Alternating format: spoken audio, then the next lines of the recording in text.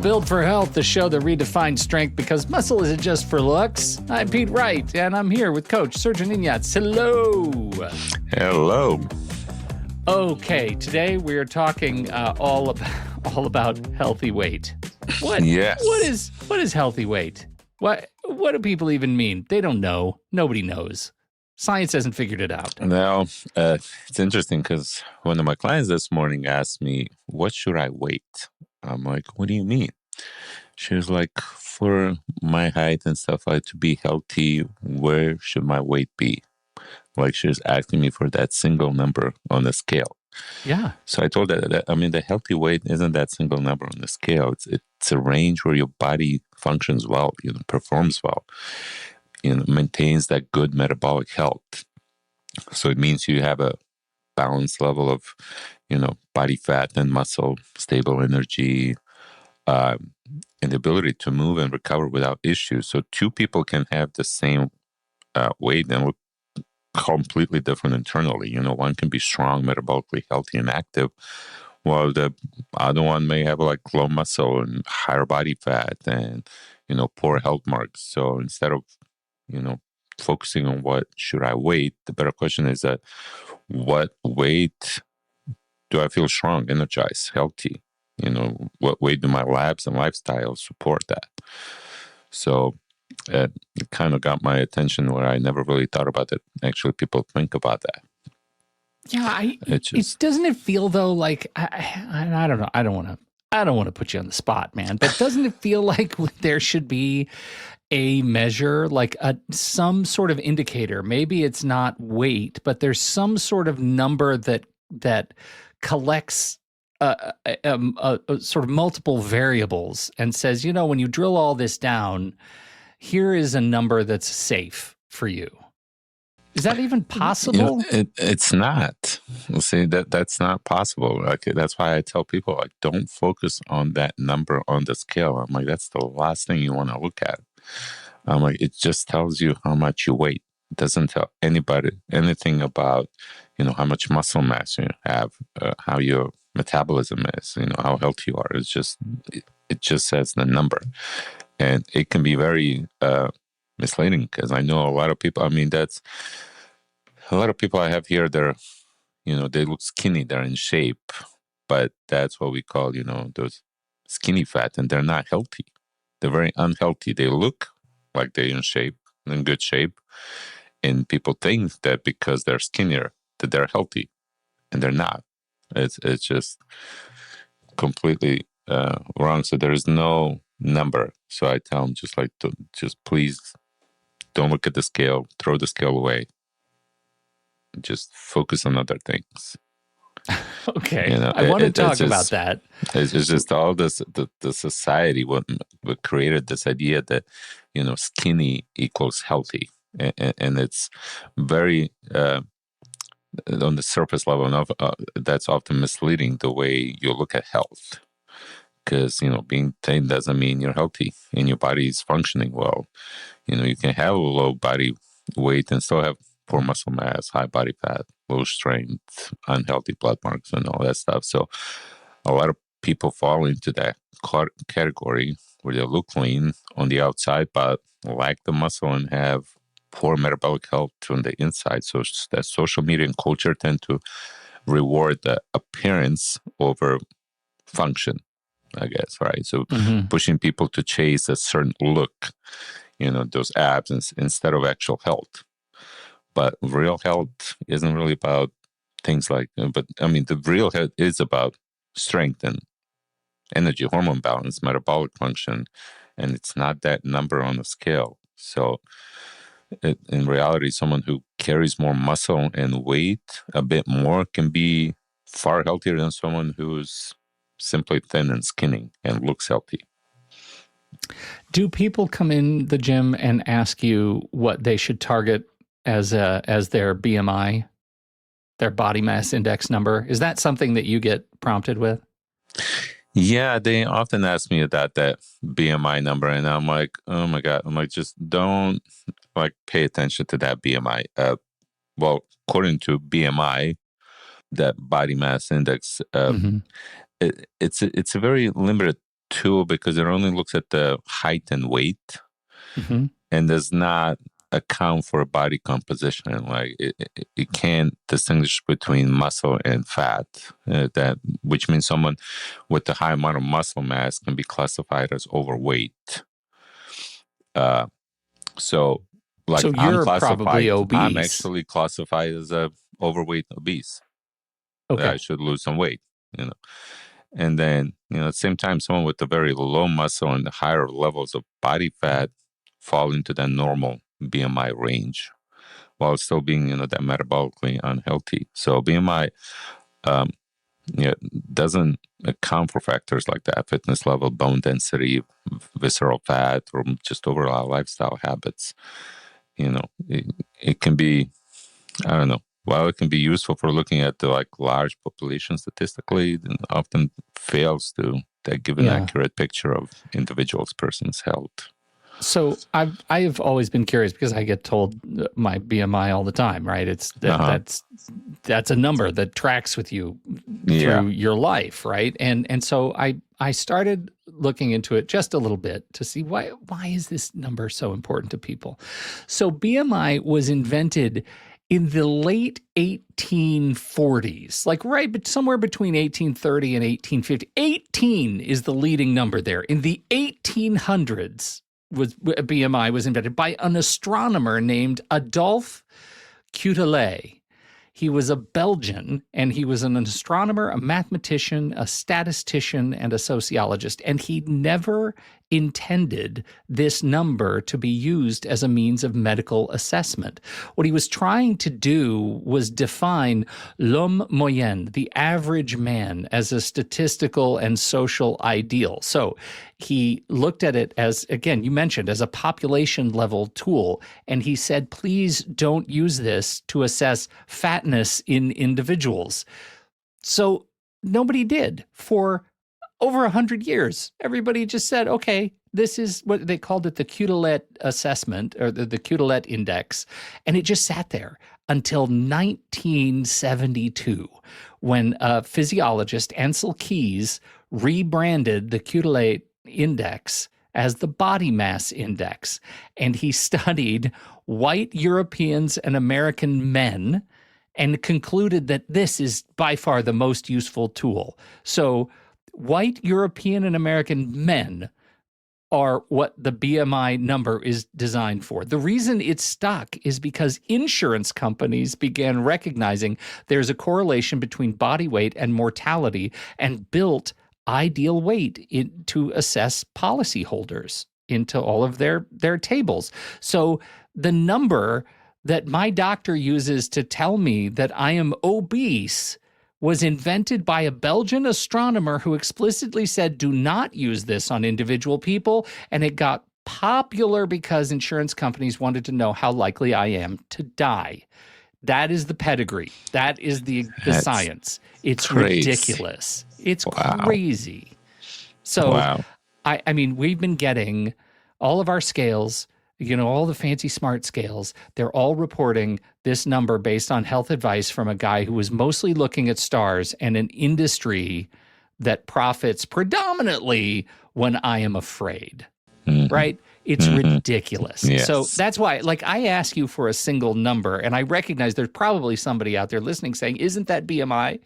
It's not BMI. BMI is not the number that addresses this, what numbers should I be looking at and paying attention to, if not the number on the scale? It's not BMI. Yeah. So I asked the question, Srdjan, what should I be looking at, if not just the number on the scale? Muscle mass. Muscle mass. Muscle mass. That's it. That's it. Look at the muscle mass. Even it's more important than how much body fat you have. Even the more muscle mass you have, the body fat is going to go down because it's going to speed up your metabolism. You're going to stop burning all that fat that you have. If you have any excess fat, and your visceral fat is going to go down. Everything, you're going to look so much healthier, feel healthier. Everything, muscles regulates everything. So focus on the muscle mass, and especially, and I told my client this morning, doesn't want to get, of course, bulky, just like everyone else. It's the same thing. I'm like, it's not that easy, especially as you age. You're kind of fighting constantly that, because as you age, everything goes down, right? The hormone, the muscle mass, everything. So you're fighting that constantly every single day as you age. So make sure that the muscle mass is what you focus on. And that's what's going to actually decides if you're healthy, if you're now, how long you're going to live, and everything. So forget the number, what it says on the scale. That's why I have the InBody here. So I take people measurements and I tell them, don't look at the muscle, don't look at the weight, look at the muscle mass. And kind of change the way they think and what they focus on, because everyone comes in and is like, I need to lose weight. I'm like, okay, let's look at it differently. People focus on the things that they see, like in the mirror, whatever. It's, focus on, think about the things that you need to gain instead of what you need to lose.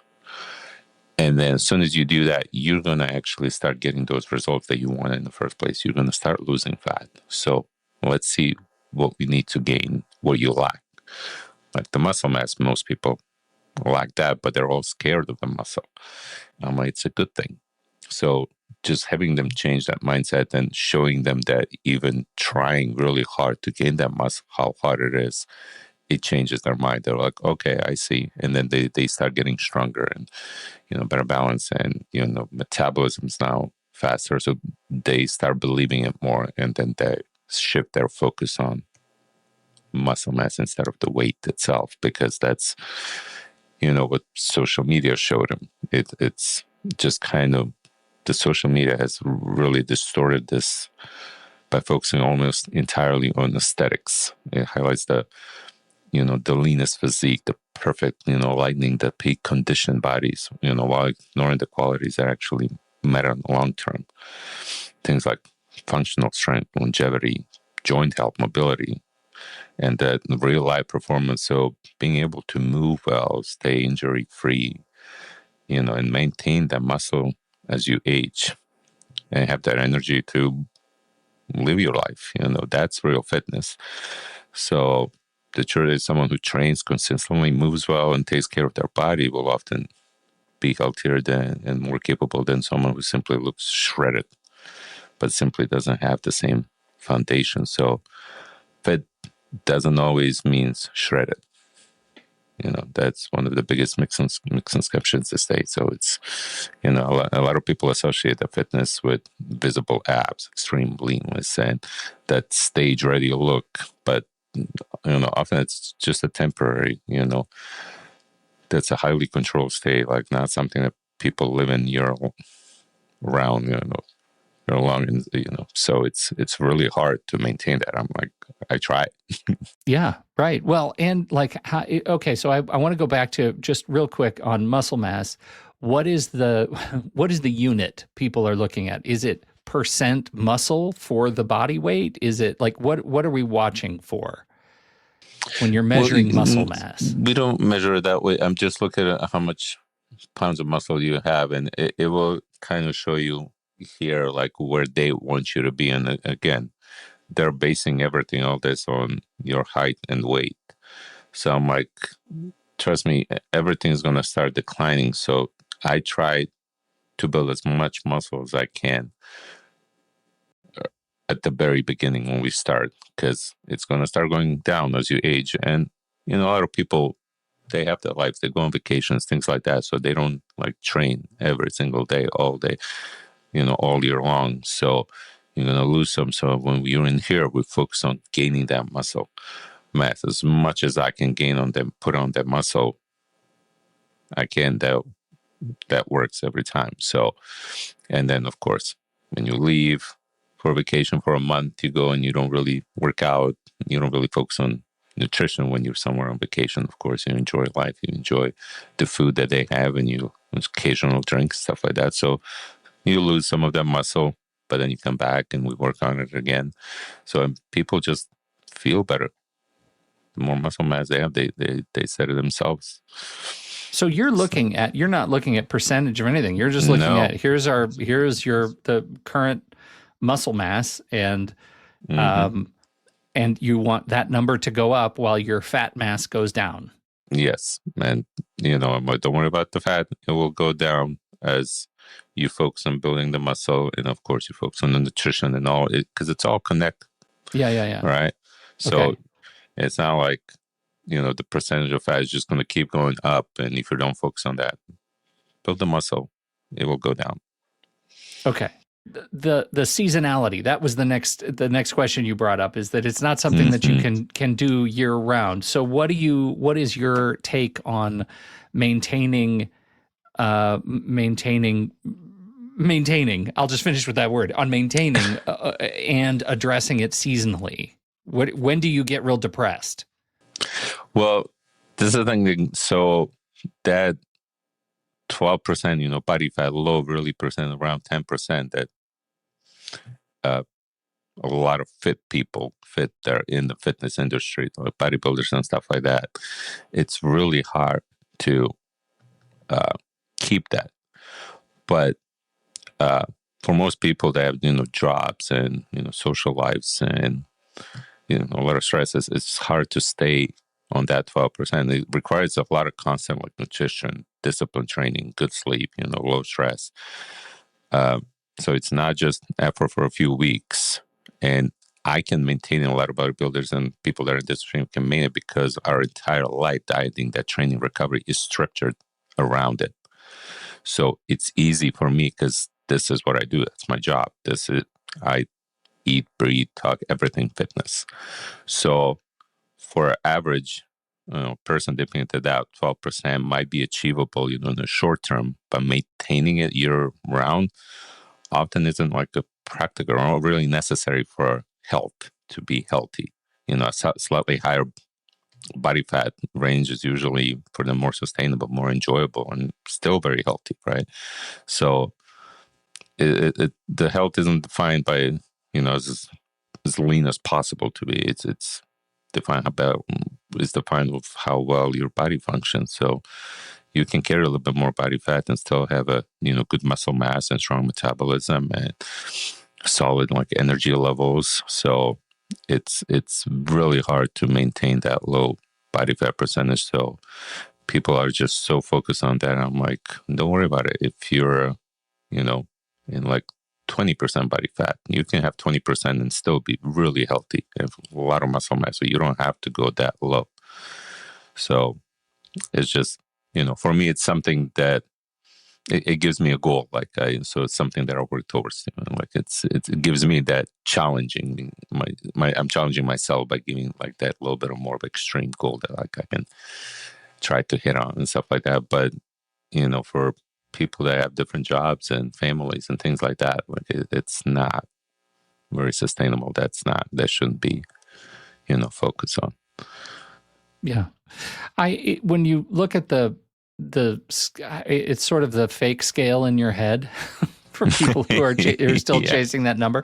Like that scale is made up of a lot of different signals, and then most of those signals are from mass marketing and social media and all those things. And I wonder, one of the things that you told me early on when we were talking about, just kind of as an aside, on competitive bodybuilding, is that those guys, when they're taking those pictures, that's at a particular state in their physiological cycle, and that's going to be at a peak, and that implies to me that everything that they are about in those pictures has a shelf life, that those abs may have a shelf life, like what you're seeing and what you're modeling your own aspirations about are probably not not realistic for No. many other reasons. And I wonder if you could just talk about what that cycle looks like, so that you can start to see when I see a picture in social media that looks absolutely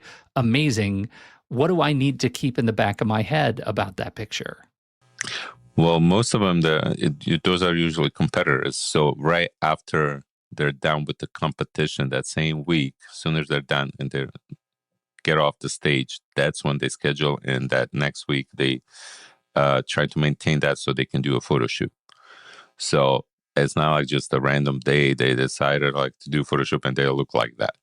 I'm like, no, during off season, they don't look like that. They have a little bit of more weight, they're working on putting on more weight and putting more muscle. And some of them like get a little bulkier and then, put on a little bit more fat and, the abs are not that visible and things like that. So all those pictures that you see that they post on, it's usually right after the show that they do.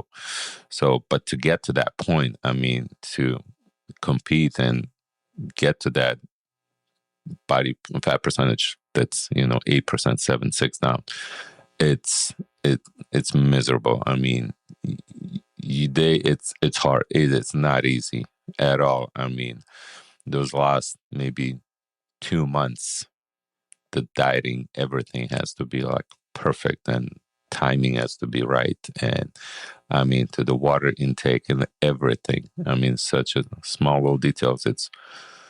That's why it's not sustainable. So it's really hard to get to that point. That's why even people that are on the stage, compete, and some of them don't really come to as dry because it was hard to keep that routine. And some of them they'll be able to stay on that routine, look better and more dry. And it's just, it is not easy. Don't think you can. If you see a picture of somebody like that and they tell you, I'm going to get you in this shape, like, no, you're not going to get into that shape. Yeah. I mean, your life has to, like, there's the people that can do, like, they have, other jobs and stuff like that. But usually they have to make some sacrifices, when it comes to their family and things like that. Sometimes just to get to that point, it takes a lot of discipline.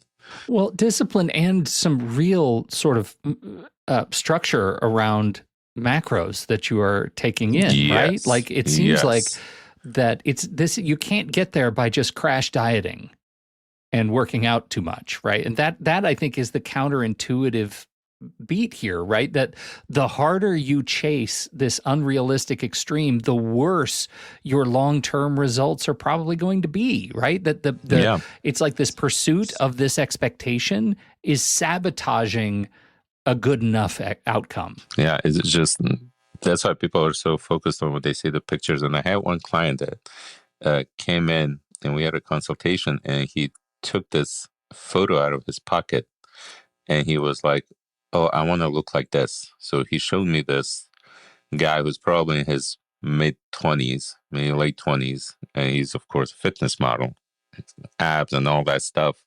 And the guy that's sitting in front of me, he's in his 40s and nowhere even close to that. He looks okay, like he's a little bit skinnier, and I'm like, that's not, I'm like, I looked at it and I'm like, the guy looks great. I'm like, I would love to look like that too. I'm like, yeah. So he's looking at me. I'd also love to be in my mid-20s. I know. I'm like, do you know even what it takes to look like that? I mean, that's his life. That's all he does. He's in his 20s. Now I have to go into very details, all the things that, what he has and what he hasn't, like how different they are, first of all, their, hormone levels and the lifestyle and all that stuff. Like they just don't take that into consideration. They don't know what it takes. They think it's a lot easier, if they just work out for half a year, they're going to look exactly like that. I'm like, that's not realistic. I'm like, all right, let's work on a different goal. Let's take one step at a time. I'm like, it was great, but I'm like, even I don't look like that. I could if I really and I did a photo shoot once and I wanted to see what it what was like. And it's wicked hard. The routine, and right now I'm like, you know what? I'm fine with that one photo shoot. Maybe if I design another one, I'll think about it. But I'm like, I want to enjoy life. I'm still healthy. That's all I care about. I just want healthy, look good, and all that stuff. And it's like, it's easier for me, like I said, because it's my life, and I can easily, flip that switch and be like, you know what, I'm craving all these things, but I don't need it, I don't want it, and I don't eat it. I'll eat something else. Well, so this is, this is really good because I think it's important to actually, as we get to wrapping up, like to think about what health and healthy looks like when nobody's filming it or photographing it, right? Because, if the scale lies and BMI is a hand-me-down from a 19th century astronomer, and we know all the photos are fake anyway at this point, what does a genuinely healthy, strong person actually look like? Because my hunch is the answer is probably like kind of normal.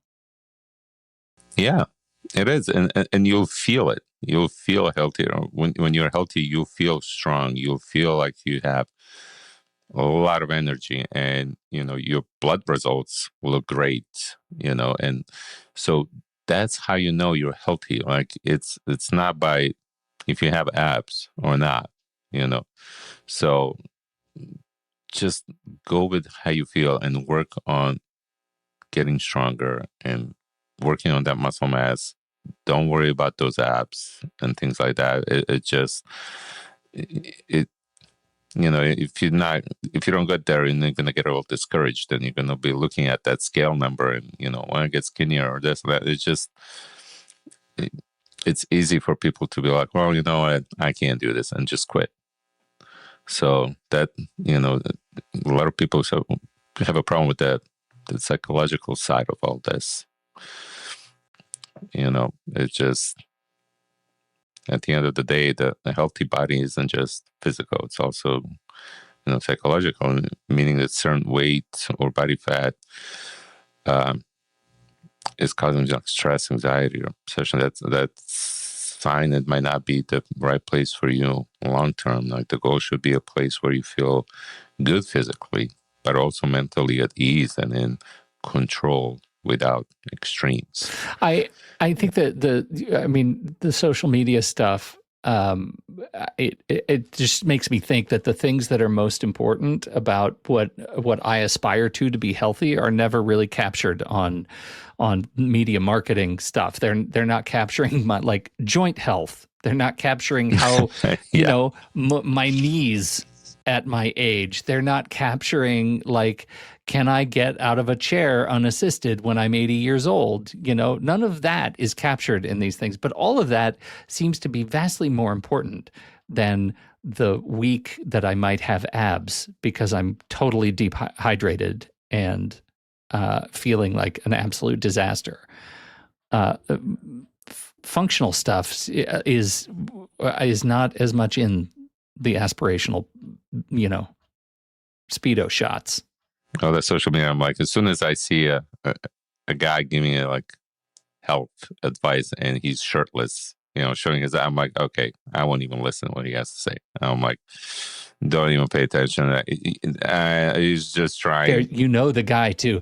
He's got his shirt kind of half lifted up, showing his abs, and he's holding a plate of food that's kind of blurred out. And it says, "It's hard, but I can get you here in 90 days." I'm like, get me where, man? I don't. Like, no. Yeah. So and then people just focus on those, and I'm like, oh my god, you can get me. I can look like that. I'm like, no, stop. It's crazy what these days, like these things that you'll find on social media, and just people don't know. Okay, there we are. So you don't need six packs, though they'd be nice. I'm going to say it'd be nice once to feel like that. That's how you can get them. You have that little short term, that period when you do have the 6 abs, and you can get there. Like that's fine, And then go have a pie. Yeah. But don't think you're going to be able to keep that through a whole year. Winter time comes and you have a hot rock 6-pack. Like it's probably not going to be there depending on your lifestyle. But even I don't have it sometimes. They're like, I'm like, yeah, I don't want to show you right now. I'm like, I'm not there. I don't want to show you. They look at now. me and they look like, you want to have sip. I'm like, no, at the point, I'm like, can kind of see them, but they're not like how you think. I'm like, I've been enjoying a little bit this last, few months, summer and all that stuff. So yeah, I can get them out, but I'm like, doesn't quite look like how you think. And I'll show them. They're like, oh, I'm like, and I try to flex them. I'm like, gotta work on them. You can see them working. They're trying. They're working. They're trying. I'm trying, but I'm like, for me, I'm like, it's okay. It's all right, everybody. You're doing fine. You're working toward the right stuff, and throw out your Instagram. You don't need it right now. It's okay. And we would love to hear how you're doing. Send us your questions. You can do so. Just follow the link in your show notes. There are links in there. Wherever you're listening to this show, swipe down, swipe over, swipe somewhere. You're going to find a little write-up about what we're talking about in the show. And there are some URLs in there. You can click on them, and they'll take you to the place where you ask us questions. And we will answer them on an upcoming show. Let us know what you want to hear us talk about. We would love to get that in the upcoming schedule. So glad that you've joined us today. Thank you for your time and your attention. Don't forget to subscribe and share. This is how we grow stronger together. On behalf of Srdjan Ignatz, I'm Pete Wright, and we'll see you right back here next week in the gym.